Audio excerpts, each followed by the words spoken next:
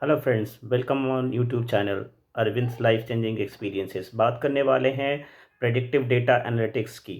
ये भी एआई का एक जो है फेस है, जिसमें आप डेटा जो है वो प्रेडिक्ट करके उसको यूज़ किया जाता है। तो इसमें जो है बिग डेटा और मशीन लर्निंग का एक बड़ा रोल है। इसमें जो डेटा है वो पुश किया जाता है और डेटा की मॉडलिंग करके उसको डेटा को प्रॉपर तरीके से सिंक करके जो रिपोर्ट्स हैं वो प्रिपेयर की जाती हैं। इनसे ये जो है आउटकम क्या होने वाला है बिजनेस का, वो प्रॉपर तरीके से डिफाइन किया जा सकता है। बेसिकली दो तरीके के मॉडल्स इस डेटा में मिलते हैं। एक आपका क्लासिफिकेशन है और दूसरा रिग्रेशन मॉडल है। क्लासिफिकेशन में आपका ये जो कंटिन्यूस डेटा है वो रहता है, जिसमें ये है कि कस्टमर की जो कैटेगरीज है, ऑब्जेक्टिव्स हैं, वो आप फ्लो होते हैं।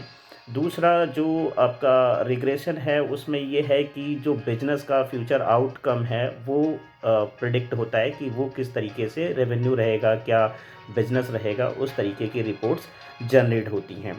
बेसिकली ये जो डेटा एनालिटिक्स है इसमें काफ़ी सारी चीज़ों की जो है वो इवैल्यूएशन की जाती है। जैसे कि आपका फ्रॉड डिटेक्शन हो गया, कि फ्रॉड में अगर कुछ है तो उसको डिटेक्ट करेंगे, किस तरीके का फ्रॉड है, क्या है, तो वो पूरी तरीके से उसकी एक समरी बनती है।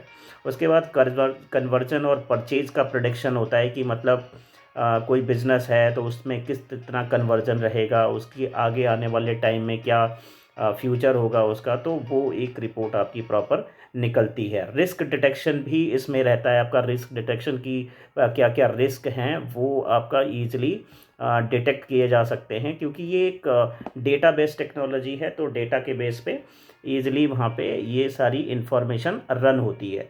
ऑपरेशनल इम्प्रूवमेंट, जैसे आप कोई ऑपरेशनल एक्टिविटी आपकी चल रही है, उसमें किस तरीके के इम्प्रूवमेंट्स की रिक्वायरमेंट है, तो वो जो डेटा कंटिन्यूसली चल रहा है उस डेटा के बेस पे ईज़िली जो है इम्प्रूवमेंट के जो एरियाज़ हैं वो फाइंड आउट किए जा सकते हैं, और उन एरियाज़ को फिलअप करके जो प्रोडक्टिविटी है उसको बूस्ट किया जा सकता है। कस्टमर सेगमेंटेशन भी किया जा सकता है इसमें, कि किस किस तरीके के कस्टमर्स आ रहे हैं, उनकी क्या रिक्वायरमेंट्स हैं, जोग्राफिकल या मतलब उनका डिफरेंट डाइवर्सिफाइड जो भी नीड्स हैं उनके बेस पे एक प्रोडिक्शन होती है, और उसके बेस पे डिसीजंस लिए जा सकते हैं।